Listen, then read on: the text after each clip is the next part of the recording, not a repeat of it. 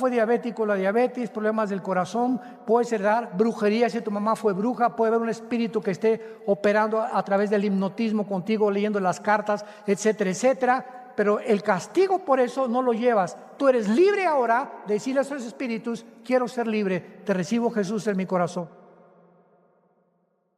Esta serie se va a titular Las guerras y Dios. Las guerras y Dios. Es el inicio de esta serie. Muy bien. Estábamos comentando que termina la pandemia y comenzamos a escuchar una invasión rusa contra la nación de Ucrania. Esta invasión de Rusia contra Ucrania nos ha puesto a todos los que estamos interesados en estudiar las profecías de los últimos tiempos, porque todo está aquí en la Biblia, que la forma como se está llevando a cabo esto efectivamente nos habla que se está desarticulando el mundo, las naciones están completamente desarticuladas, y lo interesante de todo esto es que la Biblia profetizó hace 2700 años una invasión en el capítulo 38 y 39 del libro de Ezequiel en el Antiguo Testamento. Esta invasión en Ezequiel 38 y 39 está revelada por Dios, por el Espíritu Santo, con detalles impresionantes. Es una de las profecías con mucho más detalles que cualquier otra que podamos encontrar en la Biblia, porque se mencionan el nombre de las naciones que vienen contra Israel. Se menciona que es la nación de Israel la que va a experimentar la invasión. Se menciona las condiciones en las que Israel tiene que encontrarse cuando esta invasión tome lugar.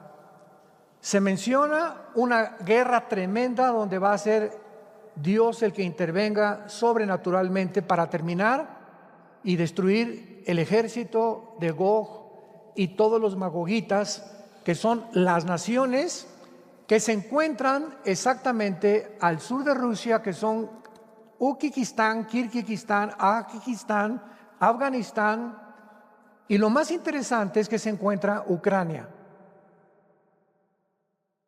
Entonces, cuando comenzó todo esto, yo he dado ya como 3 o 4 conferencias, las pueden encontrar en internet, en muchas entrevistas también muy buenas, se las recomiendo de veras, con muchos detalles. Expliqué claramente, desde que comenzó esto, que nunca Putin iba a abandonar Ucrania. Ucrania siempre, desde hace más de 2 siglos, ha sido rusa. Casi todos los primeros premiers y ministros de Rusia han nacido en Ucrania, a excepción de Gorbachev. Casi Nikita Khrushchev, todos los demás han nacido en Ucrania. O sea, Ucrania es rusa desde el inicio, pero Ucrania forma parte de los magogitas, que se encuentra en Ezequiel 38. Y todo lo que es la región de Magog es la región del Mar Caspio, del Mar Negro y de las naciones del oriente de Europa, que son Lituania, Estonia, Finlandia, todas las naciones del Mar Báltico. Toda esa zona de la Euroasia y del oriente de Europa era la zona geográfica de los magogitas. En la Biblia no encontramos nombres como Rusia, pero sí encontramos nombres como Irán, que aparece con el nombre de Persia en esta invasión. Y en 1935 se le cambió el nombre a la República de Irán, en el 79 a la República Islámica de Irán. Entonces sabemos que Persia es Irán, porque es claro que se le cambió el nombre, pero ¿cómo sabemos que es Rusia la que va a venir en contra de Israel? Porque la Biblia nos muestra claramente que Magog es esa zona de las repúblicas. Cuando se dividió Rusia en 1991 y el comunismo cayó, todas estas 15 repúblicas se convirtieron en independientes, que son las que les acabo de mencionar: Uzbekistán, Kazajistán, Kirguistán, etcétera, etcétera. Y todas estas naciones forman parte de Magog. Entonces, el hecho que Putin ahora se haya sentido amenazado por la OTAN la Organización del Tratado del Atlántico del Norte, que se formó en 1949 para evitar el comunismo en Europa, y el hecho que la OTAN no haya respetado anteriormente el tratado que hizo en el Pacto de Varsovia, y el cual confirmó Gorbachev de que la OTAN no iba a avanzar ya hacia las naciones del Oriente cercanas a Rusia, hizo que este presidente de Rusia se sintiera amenazado, mandó 125,000 soldados para rodear Ucrania, porque si ponía la OTAN, que es el ejército de Europa, si la OTAN y Europa ponían misiles apuntando a Moscú en Ucrania, llegaba el fin de Rusia. Y es exactamente como si escucháramos que Rusia pone misiles en México, en Puerto Rico y en Cuba apuntando a Estados Unidos. Estados Unidos no se va a quedar cruzado de brazos, va a reaccionar. ¿Por qué? Porque se sentiría amenazado, ya que un misil apuntando a Rusia no tardaría más que 4 minutos en destruir completamente 5 ciudades de Rusia. Entonces hay un conflicto de intereses y de la perspectiva tanto geopolítica como militar, como también desde el punto de vista social. Pero este hecho de que ya nos encontremos en este punto de la historia, donde ya las naciones de esta futura invasión están ya perfilándose para poder realmente llegar a Israel, y ahora que Estados Unidos ya no puede conseguir el petróleo de Rusia, ni Europa tampoco, ni el gas, ni los fertilizantes, ni el grano que Rusia provee a Europa, increíble que el nuevo gobierno de Estados Unidos le esté pidiendo ayuda a Venezuela y le esté pidiendo ayuda a Irán para que puedan suplir el gas y el petróleo que ya Rusia no puede proveer. Entonces, al unirse Estados Unidos y renovar el pacto que había el expresidente Trump hecho con Irán, de que no se les iba a permitir continuar produciendo el uranio 35 en las centrifugadoras para la bomba atómica, el nuevo presidente de Estados Unidos, Joe Biden, acaba de declarar que él quiere renovar este pacto para hacerlo favorable y descongelar los millones de billones de dólares que habían congelado a Irán para que no continuara construyendo la bomba atómica. ¿Qué nos habla esto? Que Irán ahora va a estar fortalecido. Irán es el lugar geográfico que produce más terrorismo en el mundo. El más grande grupo terrorista es Hezbollah. Hamas, los yudis y todos aquellos que forman parte alrededor, que sostiene Irán, que se encuentran en el Líbano. Por eso el Líbano ahorita está quebrando económicamente de una forma tremenda.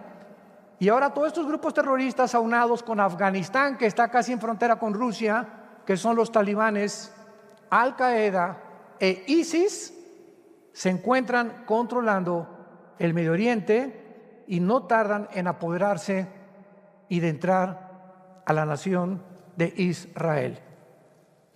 El foco central es Israel, es el centro de las profecías en la Biblia. Y no porque los judíos sean mejores que los árabes, porque los dos son semitas.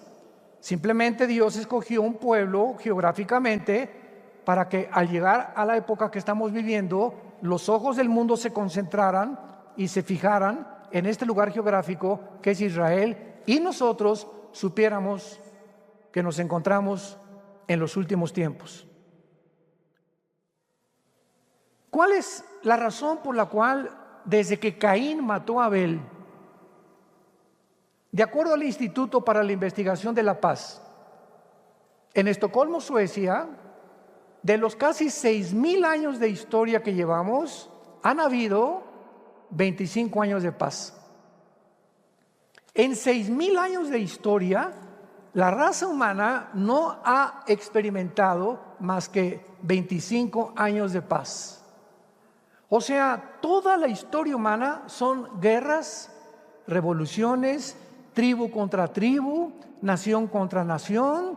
Llegamos al siglo XX que 2 guerras mundiales, pero la historia humana se encuentra completamente llena de guerras unos contra otros, blancos contra negros, judíos contra árabes, italianos contra franceses, ingleses contra australianos, y el problema es el siguiente, y es el que quiero tratar.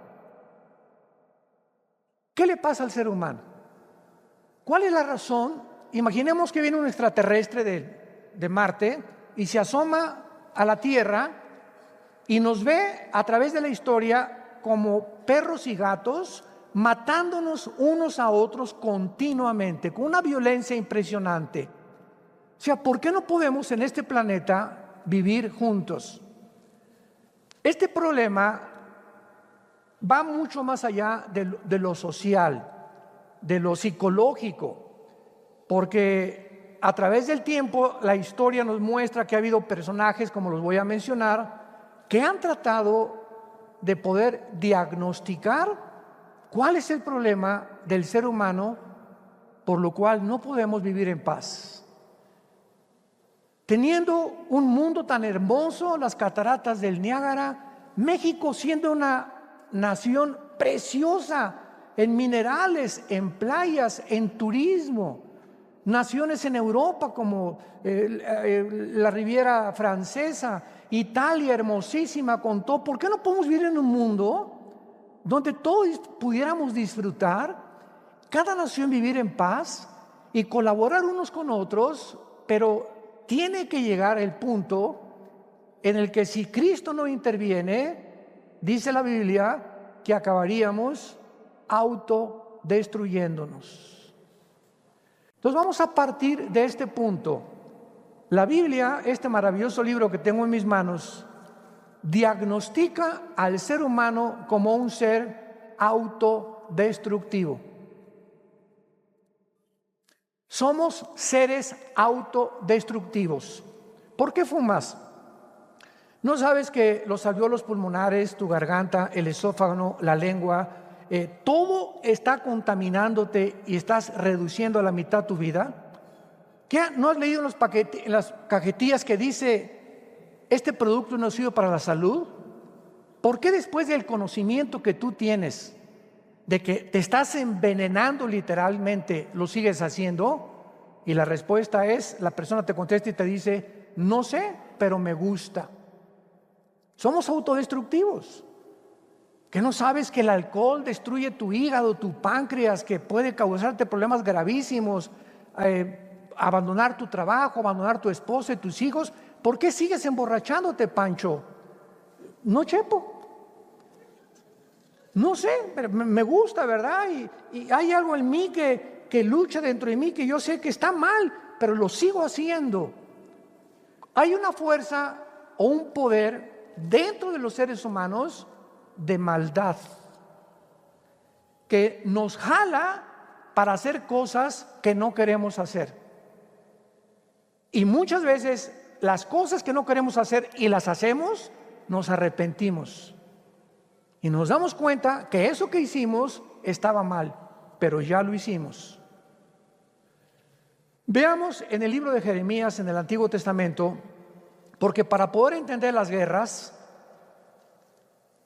para poder entender por qué somos como somos y por qué vamos a terminar en una tercera guerra mundial, que por cierto no es la de Ucrania ni la de Rusia, faltan 2 o 3 guerras más para el Armagedón. Tenemos que entender la naturaleza del ser humano, porque tenemos que partir del punto de quién produce las guerras, nosotros, ¿verdad? ¿Cuál es el problema que tenemos? Que no podemos vivir en paz y que continuamente estamos, repito, como perros y gatos dentro del mismo hogar. El esposo contra la esposa contra el esposo, los hijos contra los padres contra los hijos, los ciudadanos contra el gobierno contra los ciudadanos. Es un conflicto tremendo que existe en la naturaleza humana. William Shakespeare, el gran dramaturgo inglés, dijo, es el defecto natural del ser humano. Sigmund Freud, el padre de la psicología moderna, dijo: el problema humano se encuentra en su medio ambiente y en su sexualidad infantil. Carlos Marx, antes de Freud, dijo, 1850 aproximadamente, en su libro que hizo, bueno, de todos los tomos que él escribió, Marx escribió: el problema del ser humano es la lucha de clases. Mientras el capitalismo raye en la avaricia, no va a poder dejar vivir a los pobres. Entonces, la clase proletariada tiene que terminar con la clase burguesa, y con esta lucha de clases, cuando el proletariado derribe a los capitalistas y a los explotadores, el mundo vivirá en paz. Para él el problema era de carácter económico. Y así podemos seguir buscando opiniones de escritores, filósofos, dramaturgos, que jamás podrían descubrir el problema del ser humano. Porque ¿quién es el que nos conoce y quién fue el que nos creó? Dios. Y nos dejó este libro maravilloso para que pudiéramos comenzar a conocernos. Cuando invitamos a Cristo a nuestra vida, porque al entrar Cristo a tu vida, se nos caen las vendas, el Espíritu Santo nos comienza a quitar todas las tenebrosas y las ideas y tinieblas que invaden nuestra mente. Vamos a verlo claramente y comenzamos a ver el panorama más claramente. Y podemos comenzar a entendernos. Y cuando nos comenzamos a entender por qué hacemos lo que hacemos, estamos ya a punto de poder comenzar a luchar contra el enemigo más grande que existe contra nosotros, que somos nosotros mismos. Tu enemigo más grande no es tu esposa, no son tus padres, no es tu esposo, no es el comunismo, no es el gobierno. El enemigo más grande de nosotros está dentro de nosotros. Como escribió un filósofo alemán, el hombre es el lobo del hombre. Así que no busques por afuera el mal. Es que yo tengo la culpa por la infancia que tuve. Mi mamá era prostituta, mi papá era traficante de drogas, soy el producto, me crié en un orfanatorio desde niño y por eso soy delincuente, por eso estoy en odio contra el mundo, por eso no creo en nada, etcétera, etcétera. No es cierto, no es cierto, no es cierto. Ese es el engaño. Pero cuando descubres que no es cierto, que no está fuera de nosotros el mal por lo que somos, sino dentro de nosotros, comienzas a convertirte en una persona responsable. Tú nunca serás una persona madura hasta que no reconozcas que lo que eres es porque tú lo has escogido ser. Y no es el medio ambiente, no es el conductismo, no es el humanismo. Tú eres lo que eres, y si creciste en un orfanatorio, y si tu mamá fue prostituta, y si tu padre fue traficante de drogas, y te han violado cuando eras niña, etcétera, etcétera, la gracia de Dios es más grande. Dios en la Biblia nos tiende la mano a nosotros, pobres seres autodestructivos, y nos dice: déjame levantarte de la condición en la que te encuentras. ¿Me permites? ¿Me das permiso de entrar a tu vida? Porque no hay ninguna otra medicina más que la sangre de Cristo. Dice Jeremías 17:9, lo voy a leer tal como está escrito, y después vamos a analizarlo en el lenguaje original hebreo. Y dice así, Jeremías 17:9: engañoso es el corazón más que todas las cosas y perverso. ¿Quién lo conocerá? Yo, Jehová, que escudriño la mente, que pruebo el corazón, para dar a cada uno según su camino, según el fruto de sus obras.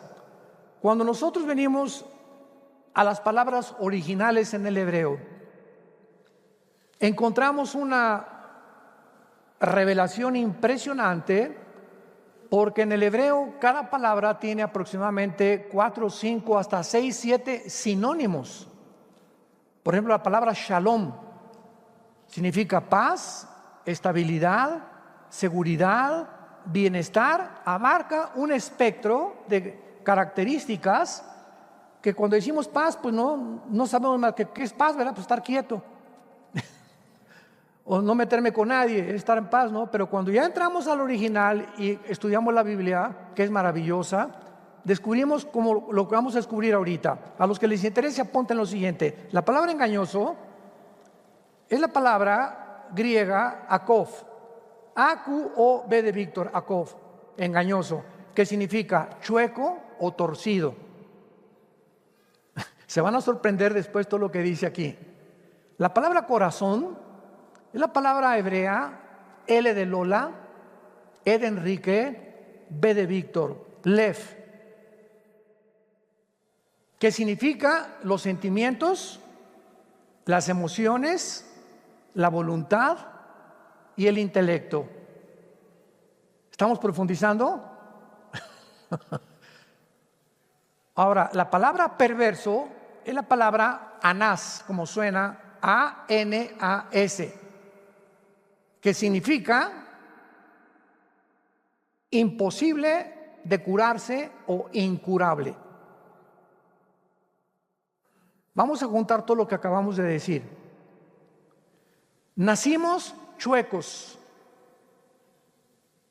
nacimos torcidos. Mi esposo y yo ahorita estamos disfrutando a nuestra nietecita Ana Sofía, que tiene 1 año y meses. Y no se imaginan, ahorita ya está caminando, ahorita es la niña más peligrosa de su casa, cuando comienzan a caminar los bebés. Pero nos damos cuenta, en un bebé de 1 año más o menos, que yo soy la reina y aquí me hacen aquí lo que yo quiero. Y si no, y demandan y piden y gritan, no me gusta la comida, y le escupen de la boca. Pero tienen que traer la atención y si no la estás entreteniendo, chilla. Y a los 2 años que ya caminan un poco más, son los dictadores más grandes de su casa. Yo le decía a nuestra hija Natalia, ¿verdad? Uno de los problemas que un padre cristiano tiene que tener, que tenemos que enfrentar, es darnos cuenta que desde que nacemos con la tendencia a que nos den gusto. Yo soy el rey, yo soy la reina. Y tenemos que ir poco a poquito con la sabiduría que Dios nos da en la Biblia a los bebés, y cuando van creciendo a 4 o 5 años de edad, irles demostrando que no son dueños ellos totalmente de lo que siempre les tenemos que dar gusto. Yo recuerdo hace 3 o 4 días estábamos desayunando en la casa de ustedes, tenía aquí a Ana Sofía aquí, y de repente la agarré aquí y me dijo, me quiero bajar. Le dije, no, aquí te quedas. ¿Y que no? Y a la segunda vez volteó y sintió y se quedó sentada. Pero comenzamos a decirles y a imponerles poco a poco, no vas a mandar siempre. Poco a poquito, esa es la sabiduría que Dios nos da. ¿Pero por qué? Porque desde que nacemos con la tendencia a el mal. El mal lo traemos desde que nacemos. Nacemos gritando, chillando desde que nacemos. Vivimos llorando y nos vamos de este mundo llorando también. Nacimos chuecos, torcidos, y nuestras emociones, nuestros sentimientos, nuestra voluntad y nuestro intelecto están completamente torcidos y están desviados completamente de la voluntad de Dios. Pero lo más terrible de esta autodescripción de nosotros es la palabra perverso, que significa incurable.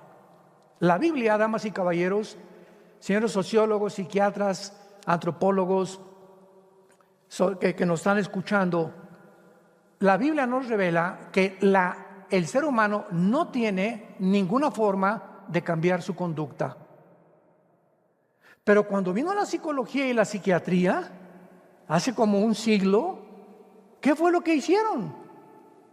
La persona tiene, y se le calificó como neurosis, sociopatías, paranoias, porque la persona se espanta de todo, esquizofrenia, porque hay personas que tienen 2 o 3 personalidades.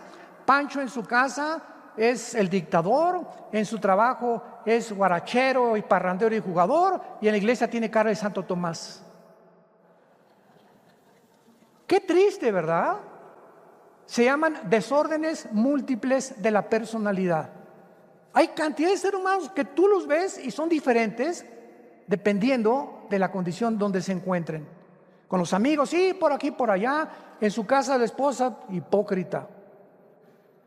Y los hijos, ¿verdad? Mi papá, lo veo cuando salimos con los amigos, es tan diferente como trata a mi mamá. Y la psicología le puso, ¿verdad? Esquizofrenia, porque significa en el griego mente dividida. O sea, no eres uno, eres dos o tres o cuatro. Entonces, no hay cura, porque cuando vamos al psicólogo y al psiquiatra, que te pueden ayudar a decir, tú eres así porque sufriste de niña, porque te violaron, pero una vez que te diagnostica un psicólogo el problema que tú tienes, la pregunta es la siguiente: ¿y la medicina cuál es? ¿Saben cuál es? Chochos, pastillas tranquilizantes. Si tú vas a un hospital psiquiátrico, el 99% de los pacientes los tienen drogados. Porque no hay manera. Es que la persona va a darle un choche Cuanil o Prozac o alguna otra cosa que lo tranquilice, y vas avanzando de peor en peor, porque comienzas a ser narcotizado químicamente. Químicos están tratando de tratar y controlar tu sistema nervioso, lo cual a la larga va a producir un cuadro peor que cuando tú comenzaste. Y eres una persona drogadicta. No le llames a tu hijo marihuano si tú usas pastillas tranquilizantes, porque no hay manera de cambiar al ser humano. Es incurable. Si hubiera otra manera de cambiar nuestra conducta, ¿para qué? Un hombre hace 2000 años murió en una cruz. Padre, Jesús oró en Getsemaní: pasa de mí esta copa. ¿Hay alguna otra manera, Padre? ¿Hay alguna otra manera en que se pueda tratar al ser humano, en el que tú lo puedas salvar? Mira, diles que se porten bien, que cada quien vaya a la iglesia que quiera, que cada quien tenga una religión, que hagan lo mejor que puedan. Pero ¿por qué tengo yo que morir? Si hay otra manera, Señor, hijo, le contestó el padre, no hay otra manera.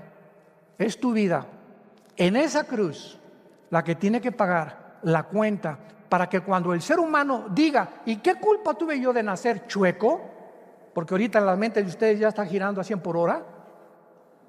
¿Y qué culpa tengo yo de haber nacido torcido? No tienes ninguna culpa, te contesta Dios en el día del juicio. Tu culpa no es que hayas nacido torcido. Tu culpa es que nunca quisiste enderezarte. Yo te ofrecí la medicina y te traje a las reuniones y te hablé de Jesucristo, pero tú te encaprichaste en continuar con tu vida. Entonces tú no vas a ser condenado por como naciste, porque tu pecado de nacimiento en la cruz lo pagué yo con mi sangre preciosa. Entonces el mismo Dios que permite que el mal entre al mundo es el mismo Dios el que nos da la medicina, y es el mismo Dios quien se la toma para que tú y yo seamos hechos justos, santos, sin merecerlo. Esta se llama gracia, la gracia de Dios, que siendo pecadores inmundos, autodestructivos, llega Jesús a mi vida y toma mis pecados y los pone en esa cruz y me dice: ahora Jesús, me dice: ahora Armando, simplemente sígueme. Yo soy el camino. Yo soy la verdad, yo soy la vida. Y puesto dentro de ti el Espíritu Santo, que es el que te va a dar el poder de seguirme, porque es difícil seguirme. Ese fue el error del catolicismo romano, tratar de seguir a un Jesús imaginario de ellos por sus propios esfuerzos. ¿Y qué hacían? Pues agarraban la penca, ¿verdad? Y chicotazos, y soy un pecador, esto y el otro, dormí en una cama de piedra, no voy a tener dinero, voy a vender todo. Tratar de hacer algo para ser aceptados por Dios. Y la Biblia dice: en la cruz Dios lo hizo todo.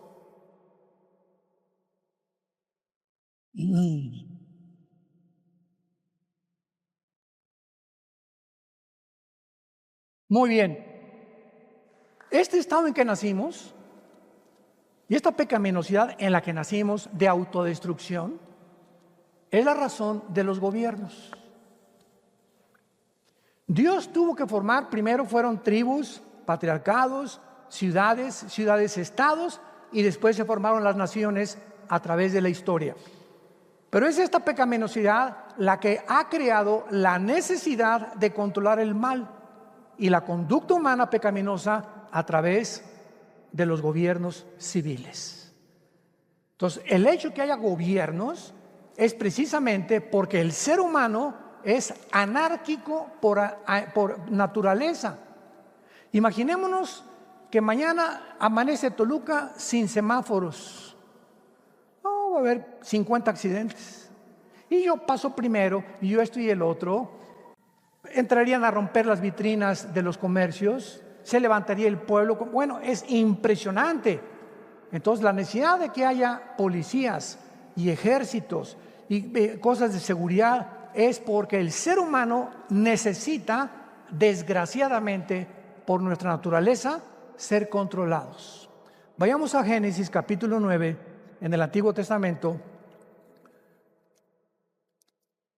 Y claro, ¿verdad? Que precisamente por esta maldad que tenemos, muchos gobiernos, no se adelante, lo vamos a explicar todo, han abusado de la autoridad que se les ha dado y van a ser responsables delante de Dios. Pero es imposible que el ser humano pueda vivir sin un gobierno. Dice en Génesis capítulo 9, versículo 6. Estas palabras están escritas después de un diluvio universal. Cuando el ser humano, la violencia en la tierra fue extrema, la degeneración moral del ser humano fue perversa y maligna, donde los padres se levantaban contra sus hijos, donde ya no había matrimonios, donde todo era completamente un caos. Dios tuvo que borrar a una generación completa del mundo entero, y después de que el diluvio arrasó con esta generación, sobrevivieron nada más 8 personas. Noé, su esposa, los 3 hijos de Noé y las 3 esposas de los 3 hijos de Noé: Sem, Cam y Jafet. La Biblia dice que Jafet formó todo lo que es Europa, el mundo anglosajón. Los semitas formaron todo lo que es el Medio Oriente y Asia y Euroasia, Asia Central. Por eso tanto judíos como árabes son semitas.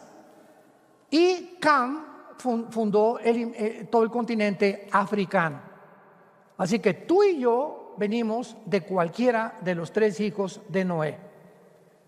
Y después de que todo esto se formó y después de que sobrevivieron en el arca que aterrizó exactamente o se colocó en Armenia, que está junto a Turquía, ahí se posó el arca. Cuando bajaron las aguas, de ahí comenzó la raza humana otra vez a propagarse. Y entonces Dios, del capítulo 9 de Génesis en adelante, nos lleva poco a poco explicándonos la historia de los gobiernos y por qué los gobiernos tuvieron que ser puestos por Dios para detener la maldad del corazón humano. Y entonces Dios dictó, aunque te asustes, la pena capital, la pena de muerte. El que derrame sangre de hombre, por el hombre su sangre será derramada, porque a imagen de Dios es hecho el hombre. Acabo de mencionar que la Biblia estableció la pena de muerte, la pena capital. E inmediatamente, siempre que te enfrentas a la Biblia y a los pensamientos de Dios, causan extrañeza, desorientación, sorpresa. ¿Cómo? La pena de muerte. Porque no entendemos nunca lo que se encuentra detrás de los mandamientos de Dios. Yo te comprendo. Yo cuando oí esto también, la pena de muerte, Dios, sí, Dios estableció la pena de muerte, y les voy a decir la razón y lo vas a entender. Las cárceles no existen en la Biblia, en el Antiguo Testamento. Tú agarras a un delincuente, al pitirijas tuercas, entró a tu casa, se metió a tu casa, se lleva la televisión y mata a tu hijo, o mata a tu hija, o viola a tu esposa. El pitirijas tuercas, viene la policía y entonces lo mete a una cárcel. ¿A ti en qué te beneficia? Porque ni la televisión te devolvieron. Lo que te robaron de dinero tampoco lo vas a recobrar jamás. Y tú crees, escúchame esto, que 75 años u 80 años que es verdad lo máximo que se le puede dar a una persona a condenar, aunque ahí pasan de 300, 400 años, ¿tú crees que eso va a compensar la vida de tu esposa? Aunque estuviera 500 años, nunca la vida del pitirijas podría compensar la vida de mi esposa más que su propia vida. Lo que Dios nos quiere dar a entender es que la vida es tan preciosa para Dios que no hay nada que pueda compensar ni pagar matar a otra persona más que la sangre del que lo mató. Ni 80 años de cárcel pueden ser suficientes para compensar la vida y la sangre que fue derramada.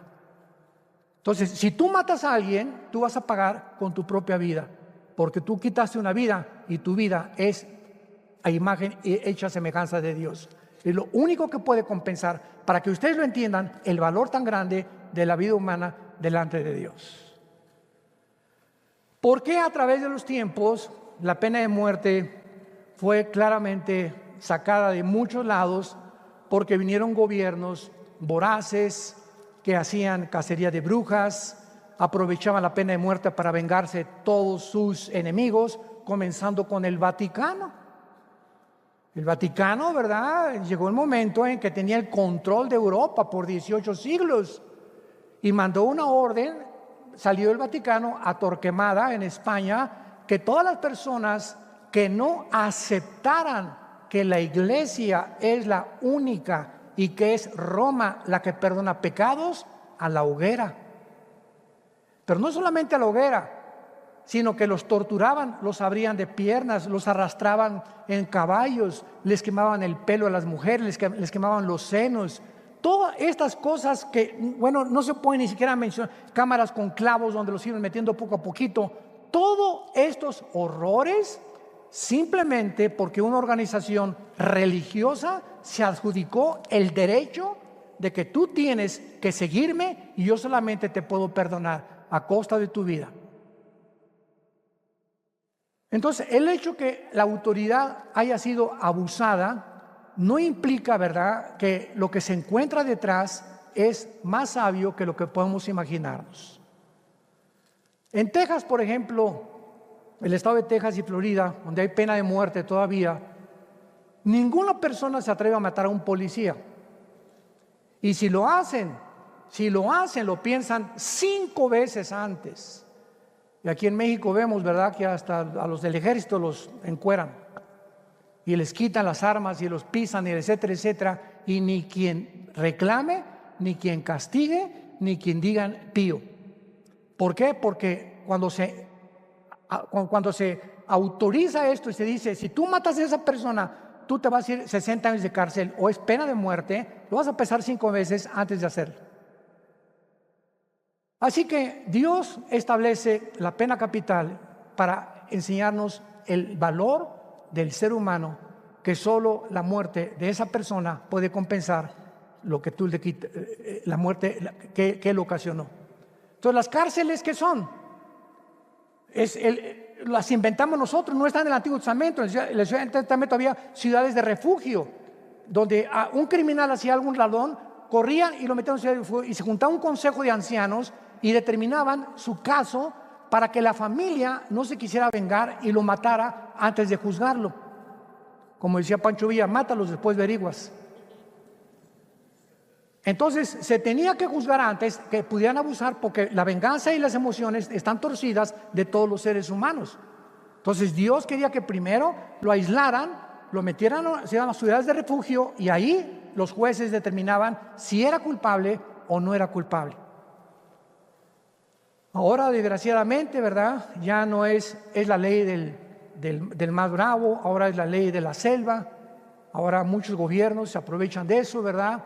Y usaron la pena capital para personas, y hay muchos inocentes que han sido muertos, que han sido inocentes y que no merecían la cámara de gases ni la silla eléctrica, porque la silla eléctrica fue un método completamente antihumano, contra derechos humanos, torturar a una persona antes de matarla. La forma más fácil de la pena de muerte es por fusilamiento. Paz 5 o 6, la persona no siente nada, cae muerta inmediatamente. Pero cámara de gases y silla eléctrica se pasaron de la raya en la crueldad que los seres humanos tenemos en el corazón.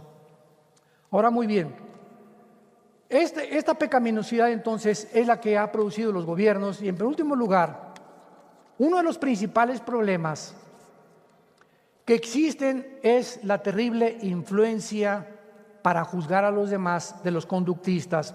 Vimos que las cárceles no rehabilitan a nadie.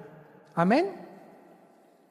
Las cárceles no son centros de rehabilitación, salen peor.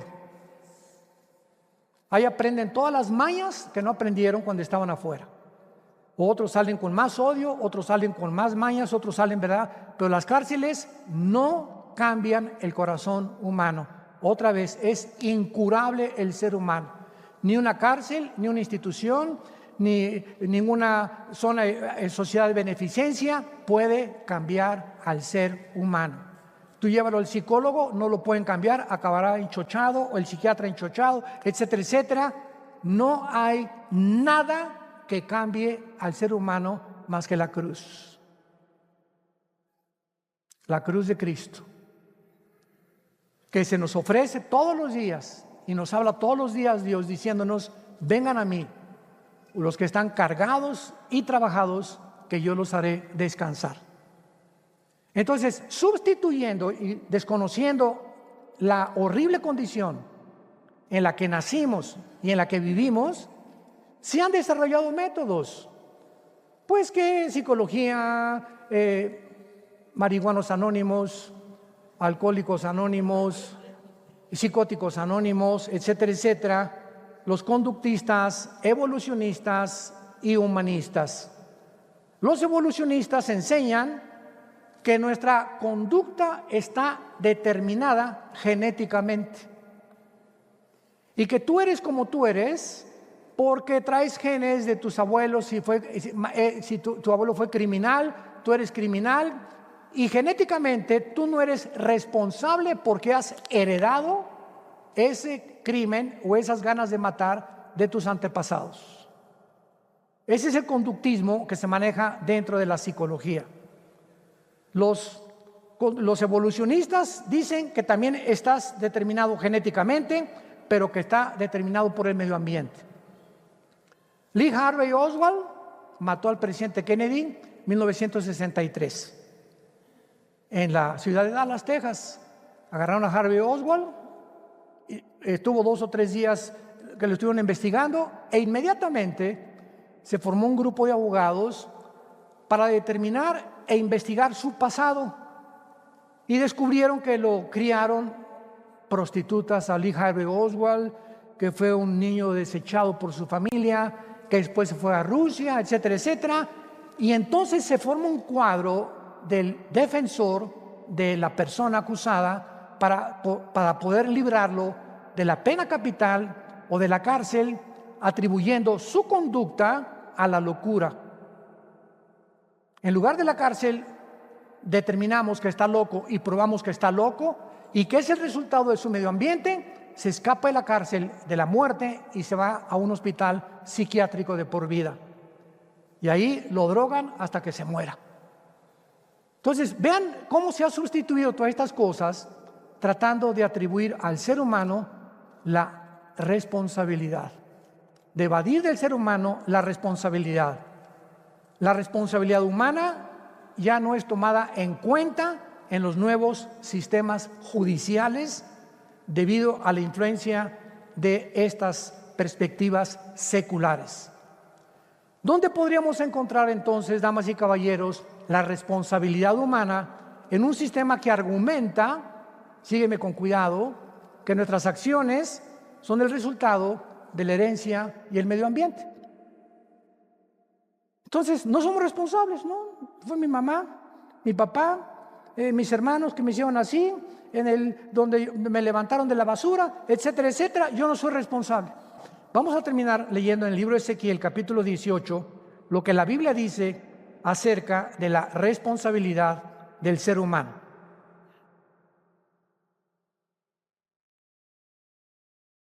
El ser humano, de acuerdo a la Biblia, tú y yo somos responsables de nuestra conducta. Ni tu papá, ni tu mamá, dime lo que quieras de tu papá, dime lo que quieras de tu mamá, dime lo que quieras si te violaron cuando eras niña, cuando eras joven. Somos delante de Dios individualmente responsables. Y cuando estemos en el día del juicio, porque vamos a ser juzgados los seres humanos por Dios, nadie podrá decirle a Dios: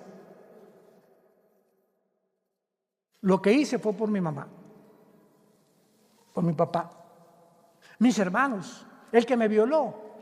Todas esas personas influyeron en mi carácter, influyeron en mi personalidad, por lo cual las acciones que yo cometí, soy libre de toda responsabilidad.